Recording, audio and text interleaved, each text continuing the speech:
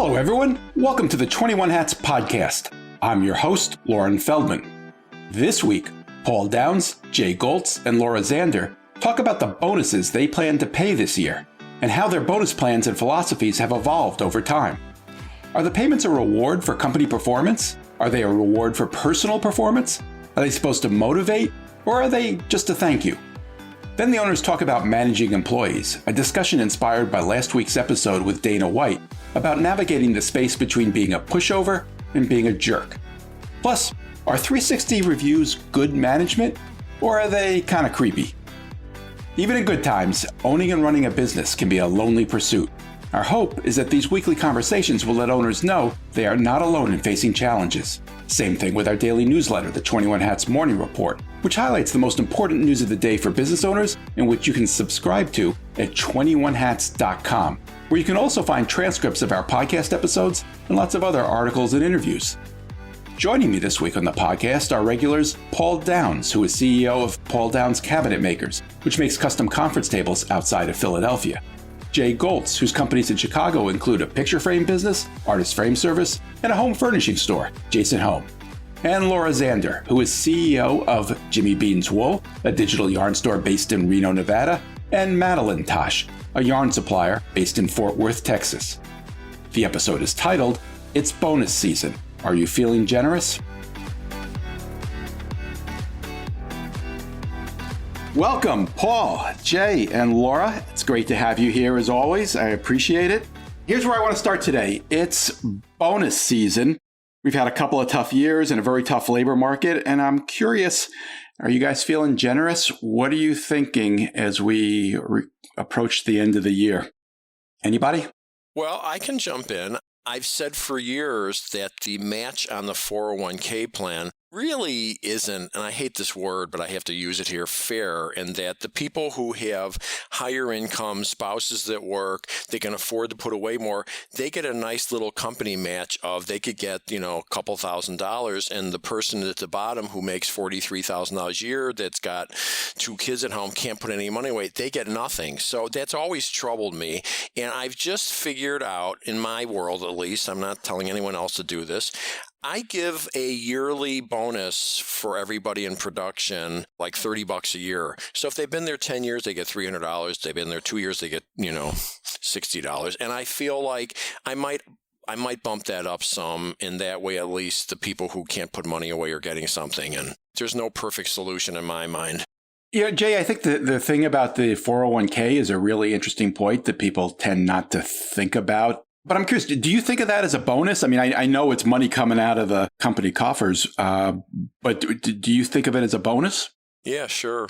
You don't have to have a 401k plan. You don't have to match it. And here's the other thing that's happened. Now that I'm 65 and I'm looking at my own retirement, I am concerned about my key people's retirements, and I'm looking at how much they've got in the 401k plan, and I am trying to structure it so everyone will be I want to know when they retire, everybody's in a good place. So I am paying more attention to it now, and the company's bigger than it used to be, and hopefully I have more cash flow now that I can afford to do that. I was going to ask about this $30 per year worked. I think that's really interesting. Do you increase that every year, like with inflation? No, but I do occasionally. But, it doesn't sound like a lot. But I got to tell you, I got plenty of people with me for 20 years. So they're getting $600. So it's not bad. And I think everyone appreciates it. And I'll tell you what I did. When I was trying to do a profit sharing thing where I used to give out, and then we hit the bad years of 08, 09, and every year I'd have to have the meeting and say, listen guys, we're still not where we need to be, I can't give it, and it used to weigh on me. And I finally realized that we're talking about, $7,000-8,000, and I just decided I'm giving it to everybody one way or the other, unless things are really bad.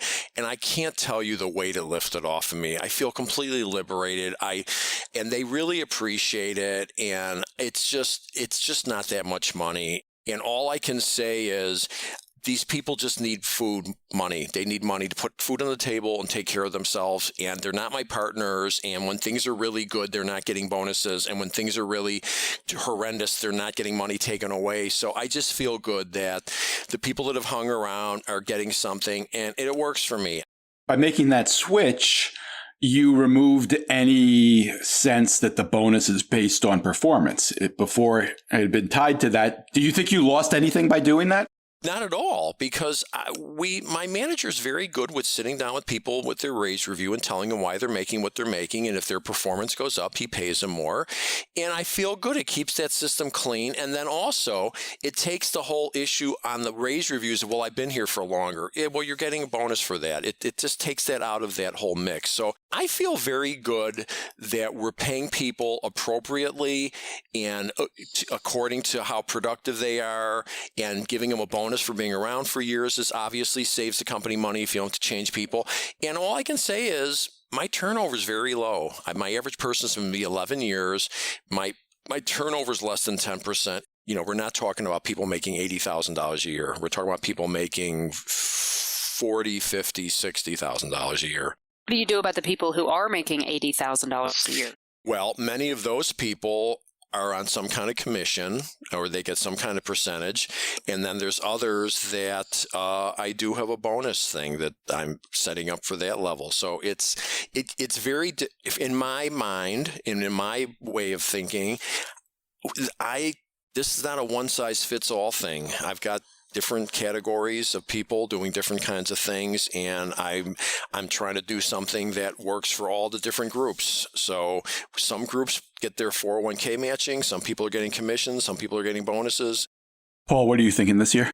Boy, we have cash to give out substantial bonuses, but what I'm going to do with it is pay down long-term shareholder debt instead. And that goes with my basic theory of bonuses, which now is rich and happy. I got to feel rich and happy, and if I do, then I give out goodies, and if I don't, I don't. Basically, you mean pay you and your brother back some of the money that you've put back into the business. Is that right? With a little luck, we can pay all of it back, and it'll be about $500,000. And yeah, that's debt that, frankly, I never expected to be able to pay back, because the business I pay my people well. And so a lot of the profit that would lead to an annual bonus is just trickling out every payday in above market wages and in things like health insurance. And so I've tried a more formulaic profit sharing / bonus scheme 2014, 2015, and gave it up after, just like Jay, a string of bad years when there just wasn't any. And what I've come to realize is the formulas I came up with were just handcuffs on me. They forced me to take out money that I probably shouldn't have. And I was trying to motivate more productivity on the shop floor by giving people a very defined piece of whatever they produced. But as Jay pointed out, you never go back to employees and ask them to give money back when the times are tough. They just don't have it. So it's just not, in my mind, for a company of my size, it's just not reasonable to try to make it a formula. Do you think it was motivating? Briefly. What I tell people now is that the company needs to make money so that the company can take care of the employees. And if it does, then we have the ability to at least cover the health insurance costs and some of the things that we do operationally that are expensive in a way that's very invisible to the employees. Like flex time is something that has a definite negative effect on our ability to manage certain aspects of production. But everybody really values it. So we have it. But the company is less profitable, I'm pretty sure, because of that.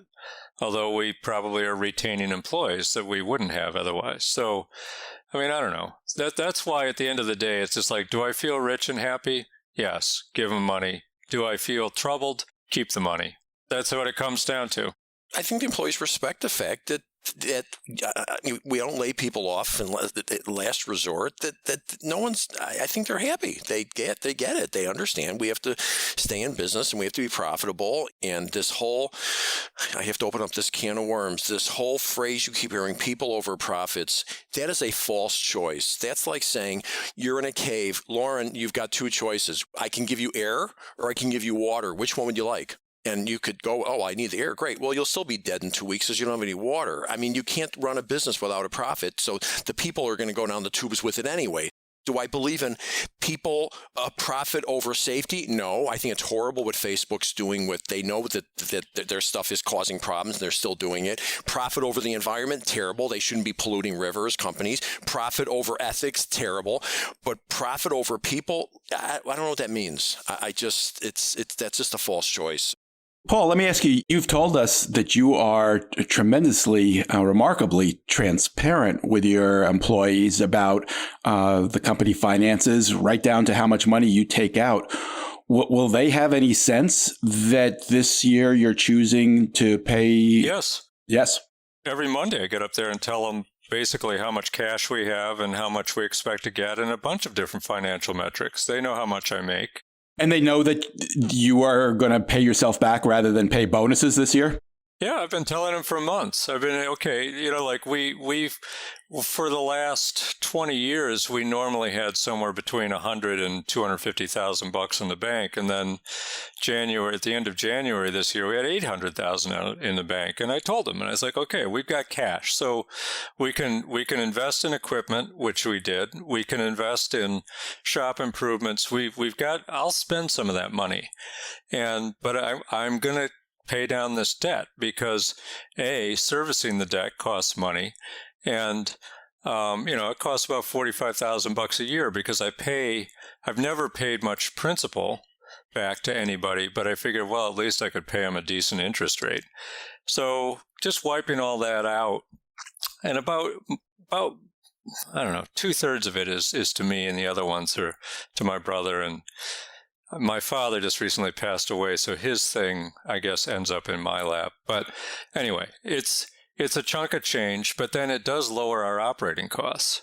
So I mean, I just tell them the one thing that I've noticed, at least with my crew, is that they're remarkably flexible about going along with my plans. I guess I've never really strayed near the "this is intolerable" boundary for any of them. And because I've never gotten any pushback whenever I tell anybody stuff like this. But that's a different situation. I mean, I would not necessarily recommend that for other business owners. Everybody's got a different situation. No, and the fact is you're a good boss. You treat people with respect, and it's a nice environment, and they should be happy. I had a guy that we laid off right when the pandemic hit. He frankly just was over-promoted and wasn't getting the job done, and he's a good guy, and I like him, but we had to do what we had to do. I got to tell you, 2 years later, we just brought him back. He's happy. We're happy. He said the place he was working, this is his word, not mine. He goes, they were savages. The owner would come out of the office screaming at the top of his lungs, swearing, and it was freaking him. He's happy to be back, and I'm happy to have him back. The fact is, if you treat people with respect, and it's that's good. Did you bring him back at a lower salary? A little bit, 10% less, but he's reporting to the other guy that we used to report to him. And you know what? He's happy. And I went right over there the first day he came back to welcome him back and gave him a hug and said, I'm glad you're back. I didn't have a whole long discussion about it. But how many people do you know that can get the toothpaste back in the tube? So timely. We just had to demote somebody who had been promoted 2 days ago. So we're kind of trying to figure out, is this going to work out? How's it going to go? They took the demotion. So we will see. Laura, what are you thinking in terms of bonuses for this year? I really appreciate it. I really enjoyed listening to Paul and Jay and hearing what they do because it's very different from what we do. What we do is we look at what our profit is. And we've only had 2 years in 20 that we didn't have a profit. So we look at what our profit is and then we take a percentage of that and then we just divvy it up. How do you divvy it up? I have an Excel spreadsheet that I've been using for, 15 years. And what I do is I have 3 columns. So I add up all the hours that were worked for the year, and then I have all the hours that each of the employees worked for the year and what that is as a percentage of hours worked. And then I have a column that is how many years they've worked. And then I have a column that is like 1 through 5, how valuable they are to the business, if you will, or how, like, kind of culture fit wise, like how much hustle they've put in this year. And then I have a formula that gives me a weighted percentage of what they should receive of the booty, I guess. And then I take a look at that. So I let let Excel do the math there. And then we kind of round it and weight it. And I sit with, the managers and say, this is what the math says. Now, what a human say. So, and then, we just kind of compare. Does that take you as much time as I'm imagining? Nah, it takes me a couple hours, but I enjoy it. Okay, so the question is, do you think they compare, I'm telling you, they compare how much they got? Absolutely. I would question whether you wouldn't be better off leaving out that last part about how much hustle. That should be in their paycheck every week. So I'm saying I loved it up till then. I love the years. I love the spread, all objective. No one can argue with it. Everyone knows the formula. Like when I give out my bonuses, everyone knows exactly why we go from I go from the lowest to the highest. I go, okay, this guy's getting $800 and it's a fun thing, and they hear the number and no one can argue about it. Who can argue with a guy that's worked for me for 30 years? And that's a great point on the, if they're not hustling, they shouldn't be working for us. And so I think that I did that 10 or 15 years ago because I wasn't a good manager and I didn't have good managers, and we weren't doing a good job of making sure that the people that weren't hustling were out. So now we're in a much better spot where we've got, 95% of the people we want to be there. We only have a couple of people, 1 or 2 people that, we'd be happy if they left. That said, the reason that I've kind of kept it in there is because it feels like every year we have 1 or 2 people who maybe started the year really well or created tons of problems for the first half of the year, or the first quarter or whatever, or had these meltdowns and, sucked up a lot of time and energy and therefore money. And so we've just, and they just haven't been as easy to work with. But their wage is already their wage. Like, what are you going to do? Stop giving them raises. Well, but let's say we already did. Let's say we gave them a raise in January, and then because they were doing really well, and then they had a 6-month meltdown. So the question is, does this clearly emotionally makes you feel better that you're getting back at them on some level? But the question is it really helping anything? That's my question. So they got $300 less or $200 less. Is that really getting you what you want? Which in my mind, what you should want is them to step up to the plate and start doing a better job. Is that really getting you that? Or are you just feeling better that, great, I got $200 out of them? That's a great point. That's a really, really good one. I have another question, which is the formula as you described it doesn't really take into account the initial compensation. In other words, if everybody worked the same hours and they were basically the same person, they would all get the same amount. So how variable is the amount that comes out the other end of the formula? It's not. It doesn't take into account their compensation. It takes into account hours worked. So that means it's clearly more significant to the person who, giving someone who makes $38,000 a year a $500 bonus, that's clearly bigger to them than someone who makes $70,000 a year giving them the same $500. And there's nothing wrong with that. I don't think there's anything wrong with it. That's always been my theory with the bonuses, that we actually divided it so that everybody in the company got the same amount. And I think that making it proportional to the hours work is a nice twist. Absolutely. But my feeling was that the bonus pool only resulted from the efforts of all the people. And I never liked the idea that the more highly compensated people got a bigger share of the pool, because the guys who are pushing the broom are actually just as important to me to get the work out the door. So the question is this a motivating thing or is it a thank you? And in my mind, I have a quick answer to that. It's a thank you. That's all it is. It's just a thank you. That's my feeling too. I love the thank you. And actually, I'm glad that you mentioned that, because I think it was a year ago or 2 years ago, we kind of changed our terminology and we said it's not a bonus. This is more of a thank you. And the percentage of the profits that we give out as a thank you has changed based on how stressful the year was. So in years where things have been incredibly stressful, we've given out a bigger percentage because we feel like people have put more into, their job and their life, blah, blah, blah. And have you ever explained the formula to the employees, or is it just mystery box? No, I explain it, and I say, you guys are going to get different amounts, and the amount is based on the number of hours that you worked. So that kind of accounts for people who maybe just started 9 months ago, or people who only work part-time. So that kind of equalizes that. And then it's based on, blah, blah, blah. So yeah, I explain it all. Wait. Let's go over the blah, blah, blah. So then you go, and if you've pissed me off, you're going to be getting less than well, how do you handle that part of it then? Or do you not talk about that part of it? Is that the Secret Santa part of it, where you just don't mention that you're taking a little adjustment at the end if they've pissed you off? No, that's a good question. Let me think about how we phrase that. But it usually has something to do with, we have a core. So when we do reviews, we do two different kinds of reviews. We do a performance review, and then we do a core value review. And so we say that at the end of the year, it's really based on core values, and what your core value score is. I don't say that specifically, but we have 6 different kind of measures, 6 different core values that people get reviewed on. So we just say, and we're very transparent about what those core values are. They're up in the warehouse, or they were until we moved this week. So people know what they are, and they know, for the most part, they should know where they're lacking and where they're doing a great job, because we do lots of peer reviews during the year and blah, blah, blah. So that's the third part, is it's based on core value. I haven't heard you mention peer reviews before. How does that work?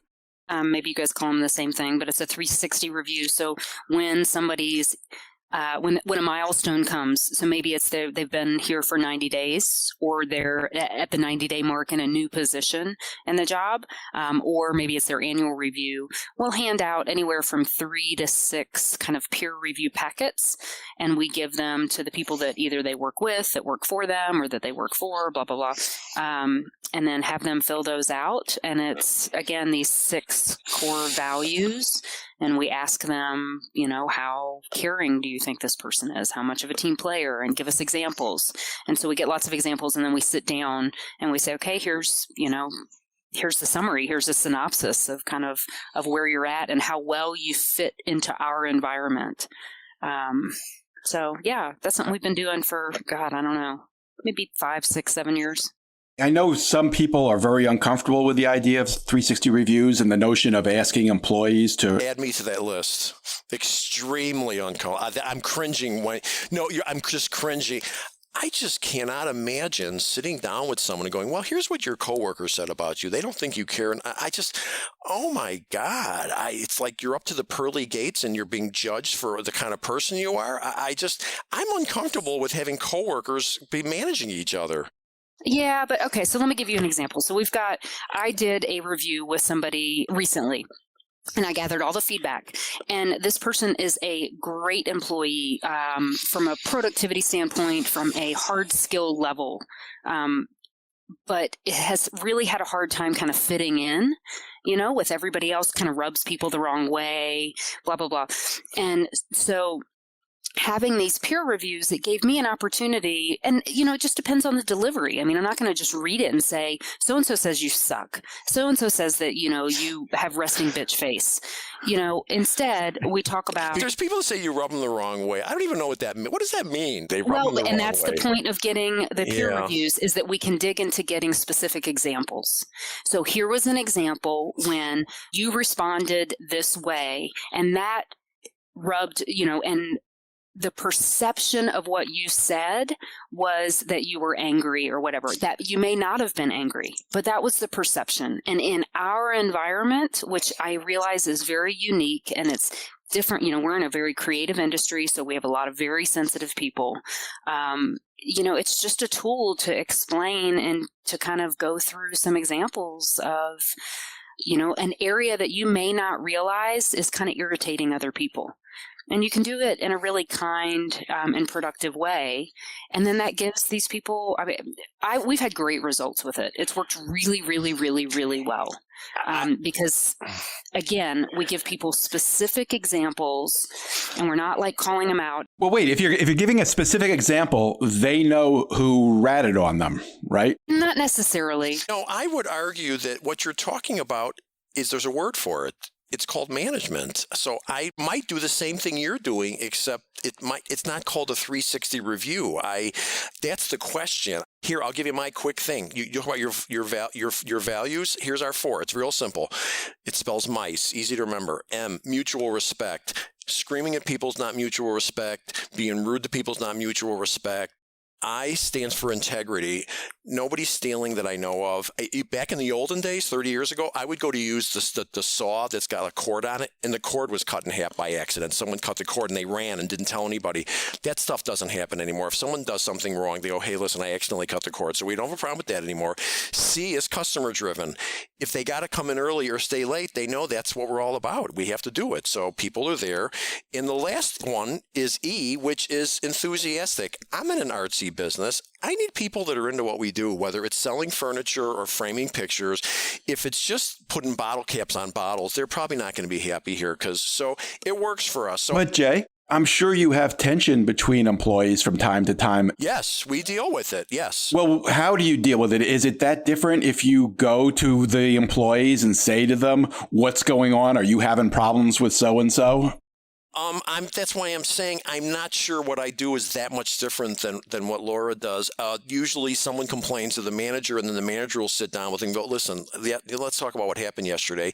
And they flesh it out. I don't know that what she does is that much different than me. There's just something it's about more formal. The 360-degree thing where you're asking everyone around them. That makes me cringe a little bit. Well, the other thing is the interval. How often you do a 360, like once a year, it's a big event. Right. I'm sort of in Jay's camp, and I try to give people feedback. First of all, I have one-on-one meetings with every employee 3 to 4 times a year. And let me just throw out that maybe it's the terminology, because maybe it's not really a 360 review. It's more just the formal process of getting some feedback, because on a regular basis, but we're getting this feedback every day. Right. So That's when we sit down and we do a review, nothing should be a surprise. Well, here's the one difference. We don't have a schedule. If something happens, we deal with it an hour later. So 100%. Same thing. So I'm just suggesting, my guess is you and I are doing almost the same thing. I don't call it a 360 review, because I got to tell you, that's a big business term that is screwed up from what I've ever read and doesn't have a great reputation. It's like... So we want to deal with it in the minute. Like I said, when we do a review for somebody, nothing should ever be a surprise, because we should have already talked about it. But what we like is having that very specific time to sit down with somebody and really evaluate, how did the last year go? What do you want to accomplish next year? What do you think your strengths are? What do you think your weaknesses are? Here's where you've improved. Here's where your peers say that, you've improved, or here are the things that, people wish you had done a little bit differently or whatever. And my argument is that's called management. Yeah. Now, do you get a 360? Do you get a 360, Laura? Do they tell you what they think of you? That's what I was going to ask. I've gotten some calls about you that I want to talk to you about, that you're rubbing some people the wrong way, but I don't know if this is the appropriate forum to have it in, so we'll talk later. You serious? No. But did you notice how dead silent she got? Yeah. That's my point. This is the problem with 360. I don't want a 360. You know what? I don't either. No, I got to tell you, I feel very good that I have half a dozen people to work with me that will come into my office and say, Jay, I think you're looking like a jerk with this, or you're being a jerk, or Jay, you got to rethink. They'll tell me, and it's a beautiful thing, and I appreciate it, and I always appreciate it. That's my 360 review. Every day, every moment, and I get it at home too. All right. On that note, let's take a quick break to hear from our sponsor. And then I want to ask you guys a couple questions about the interview I did last week with Dana. So we'll be right back. I'm here with Rob Levin, co-founder of Work Better Now, which provides businesses with highly talented virtual assistants. Rob, I've noticed that owners tend to have certain questions about virtual assistants. For example, what exactly can they do? Yeah, Lauren, we get this question all the time because people really know deep down that they need an assistant, but they're not exactly sure how it works and what they can do for them. I would say that our clients use our assistants in one of two ways. They will either use them, much like I've been using my assistant for the past 8 years, as an executive assistant, handling my calendar, which takes up so much time, email management, database, file management, personal tasks, creating documents for me. And then a lot of our clients basically operationalize our assistants. So we have assistants with titles like project manager, marketing associate, operations manager, and customer service representative. I think some owners worry they'll spend more time managing their assistant than it would have taken them just to do the tasks themselves. How do you respond to that? Right. This is a deadly trap, not only with assistants, but really with any employees, which is, I can do it faster myself. And the reality is you might be able to do it faster yourself. Of course, it's impossible to grow your business if you're doing everything yourself. I was very much of a similar mindset. And what I did with my assistant is I basically told him what needs to be done and had them document it. I hate documenting tasks, but I know that processes are so important. Now we have a manual full of my tasks. I only had to tell him once that he can follow time and time again. And if he's out, somebody else can follow. And also think about it this way. If you're a business owner making something like, let's say, $200,000 a year, which is about $100 an hour, you're basically paying somebody to do administrative work at $100 an hour if you're doing these tasks yourself. That makes a lot of sense. What does it cost? The cost is $1,900 a month. And as you know, Lauren, we are offering 21 Hats readers and listeners $150 off per month for 3 months just by mentioning the word Lauren. There are no contracts. Also very important for people to know. Can you promise a return on that investment?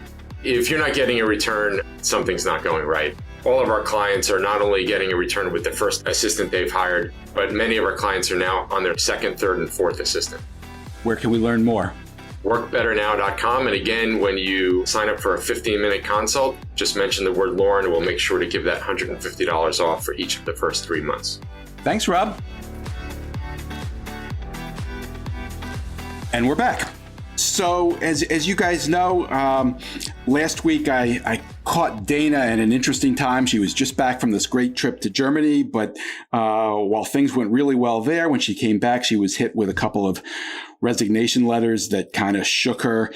And we talked that through. And one of the things that came out of it was she was kind of questioning herself as in her role as CEO and trying to navigate that territory between being a pushover and being what she called being a bitch. Laura, can you relate to that at all? And do you think it is something that women struggle with more than men? Well, I'm not a man, so I don't know if I would struggle with it less if I was a dude. I have told you before, like I feel like Jay and Paul are infinitely more confident and kind of cocky than I've ever been. But I totally related. And I actually, after I listened to the episode, I sent Dana a note and I remember kind of getting caught up in this, I need to be tougher. And all of a sudden, but being like that is not who I am, and what I realized was I don't need to be tougher. I need to be clear but kind. There's definitely, I needed to improve being clear about what I wanted as opposed to like dancing around stuff. But I needed a better manager. I needed somebody to be that buffer between me and my employees so that I could still be a nice person and be who I am. Okay, I have to jump in. I can't take any more. Let's forget the word tougher. Let's forget the word bitchy. How about just being a pushover? Because that's really what this comes down to. It's being a pushover. You know what you need for the business, and the person's not doing it, and you allow them to push you over. So my argument is being nice. You can be nice and not be a pushover at the same time. I agree, but I think where my hackles went up just a little bit, or I was she was giving the example of talking to somebody who needed to send an email or something, and I think they needed to leave early to go pick somebody up or something. What I wasn't clear on is sometimes there's being flexible and there's being strict just for the sake of being strict. And I don't want to see, I've made the mistake of being strict for the sake of being strict because it feels like that's what you're supposed to do. Whereas there are times when, it doesn't matter if the email gets sent in 3 hours. And we have a really flexible environment. And I've been talk to that I'm too flexible in that way. And that's where having a really good manager come in who is a little more strict than I am and doesn't allow me to get pushed over, because I am a pushover. I have the answer. This is easy. You are transitioning from being the manager to the leader. The leader shouldn't be doing that stuff. I don't ever do that stuff at all. I have nothing to do with that stuff. Everyone else is doing it. My comment on the Dana situation is, again, I agree with Jay that saying bitch and saying this is a man-woman issue is not helpful. That what we're really talking about is whether people are willing to or dying to avoid conflict and do stupid things because of that, or whether they lean into conflict because they enjoy it. Those are the two ends of the spectrum.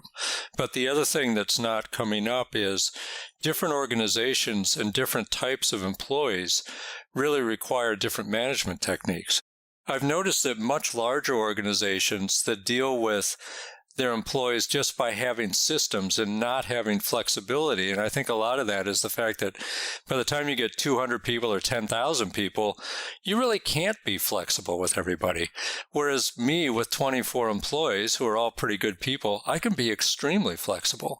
And so things that I do that in a different situation may look like conflict avoidance or leaning into it, one or the other, I just have the freedom to do that. And in different companies, it just looks different. Well, and the key is does the flexibility harm the customer? That's why I went through my 4 things.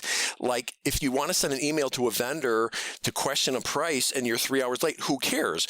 But an email that a customer was expecting to get by 1 o'clock needs to get out by 1 o'clock. So it's about, can you afford to be flexible on a particular issue? All right, let me give you a different example. This past week in the Morning Report, we highlighted an obituary for Aaron Feuerstein, who for a time may have been the most famous business owner in America. He was famous because he declined to move his textile mill out of New England when everyone else in the industry was leaving and going south. And because he continued to pay his workers, including Christmas bonuses, right after a devastating fire just completely destroyed his plant. He kept everybody on the payrolls. He borrowed a lot of money to rebuild in the same place. But as a result, he ended up bankrupting the business and losing control of it. It was taken over by another company and ultimately moved to the South. This happened, I think, in 95. All these years later, I'm curious what lessons you guys take from this. What was this an example of? Of forgetting that your job is to make sure the business stays profitable. And I want to absolutely add to this. Was a wonderful human being. I totally would sympathize, empathize with and want to take care of his employees. Going bankrupt doesn't mean you went broke. It means you stuck a lot of people for money. So on one hand, he was lovely and wonderful to his employees, and he hung a bunch of people at the end for probably millions of dollars that he didn't pay the bills on, that maybe he put them out of business. So it just illustrates once again, our job is to take care of our people and to take care of the business at the same time, not one or the other. Yeah, I agree with Jay. I mean, I tell my people all the time, if you want the company to take care of you, we got to take care of the company. And there's moments when the flow is in one direction or the other, but a lot of it is about being honest with people about what the situation is. Like, if we're doing well, tell them, and then we've got goodies to hand out. But if things are bad, you have to go back and say, we're in a bad situation. And I expect, if you like working here and you don't want to have to go work at Home Depot or something, then we're going to have to take care of the company at this point. And that's going to mean sacrifice. Same page. Which is interesting, because that goes back to this whole bonus conversation, like at the end of the year, or the thank you. Keep in mind, he paid all of his employees. They could have gotten unemployment. Maybe it would have been smarter to just let him go on unemployment for 2 months and then come back to work. I mean, there's ways of doing it without putting yourself out of business. And I've been through, in 43 years, I've been through, 6 recessions? Some really bad. 2008 was brutal. I mean, I've lived through this stuff. Well, he may have had a personal fortune.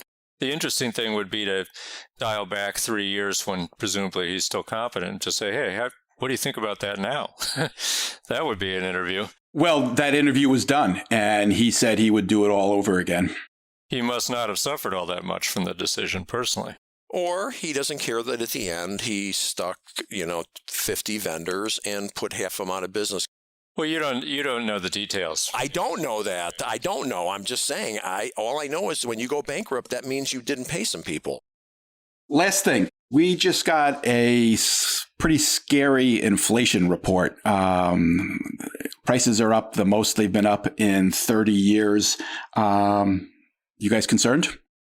I'm not. I save my concern for things I have control over. So you could name 20 things that I could be concerned with if I wanted to be neurotic and nuts and not sleep at night. Here's one more thing. There's nothing I can do about it. It is what it is. Same page. And I'll deal with it as it comes along. There's 20 other things you say. Are you concerned? No, I save concern for things that I can fix or adjust or. So it hasn't hit you yet. Oh, it's absolutely hitting me. What are you going to do though? There's going to be pressure to raise wages and prices. Yeah, I've done that. We are always trying to raise our prices anytime we can sneak it by somebody, but raising the wages is a much different issue because my company is not all that profitable to start with. So if it's an extension of the bonus conversation for us. If I just start handing out raises, then that's really going to be bad for the company. So I've been steeling myself for that conversation about, hey, I need more money for gas or whatever. And my response is get rid of that pickup and buy a Prius. But I don't know how far that's going to go. I don't know how it's going to play out with my people. Where is it hitting you, Paul? What prices are hitting you? The prices, I actually don't even know. I haven't dug into it in the last few weeks. I mean, when they measure the inflation and release that number, a lot of it is stuff that doesn't affect me directly. People's rents or housing prices or gas prices. Like, we're not running a fleet of trucks, so I don't really care that much about gas prices. But I do have people who drive an hour every day to work, a lot of them. And so if they're feeling pinched and they don't want to give up whatever vehicle they've got, then then it becomes sort of something I got to deal with, and I don't particularly want to have that conversation. Yeah, stuff has gone up in costs. I'll tell you what, there's an opportunity here. There's always an opportunity. The opportunity is your competitors are going to start making really bad decisions now. They're going to have a really good employee who deserves a raise, that needs to get a raise, and they're not going to give it to them, and they're going to quit, and they're going to come to work for me. Or there's a really good product you sell that's gotten more expensive that people really like, and you continue selling it, and other people are going, oh no, it's too expensive, they're going to stop selling it. Or they're not going to raise their prices and they're going to go broke because of it. So these times are what makes the difference between, smooth seas make a poor sailor. That says it all. These are the times that make you a better business person, and you got to navigate this. And the knee-jerk reaction of people that are afraid, they usually make bad decisions, and it takes some people out. There were 25,000 frame shops in America 20 years ago. Now there's 8,000. Yeah, for us, it hasn't necessarily hit us super hard yet, but I'm anticipating that it will. So we've shifted our business model. We're just focused more and more this next year on profit margin, and reducing the volume and reducing how much stuff we're doing, but making each thing more profitable. And we've been working really hard in the Texas side of things on making each person more efficient. So our goal is to have fewer people, but to pay each person more. Because we are rebuilding this business, we have a lot of opportunity there. My thanks to Paul Downs, Jay Goltz, and Laura Zander. As always, thanks for sharing, guys. Really appreciate it. Wait, don't leave yet. If you have a question or a comment that you'd like the 21 Hats owners to address, send it to me by replying to your morning report or by email at lauren@21hats.com. That's LOREN@21hats.com. Do it now before you forget. And don't be afraid to tell Jay what you really think. He can take it. And if you got something out of this conversation, help us reach more business owners. Tell a friend. Subscribe and review us wherever you get your podcasts. Follow us on Twitter. Subscribe to the Morning Report at 21hats.com. This episode was produced by Jess Thuberon, founder of Blank Word Productions. Okay, now you can leave. Thanks for listening, everyone.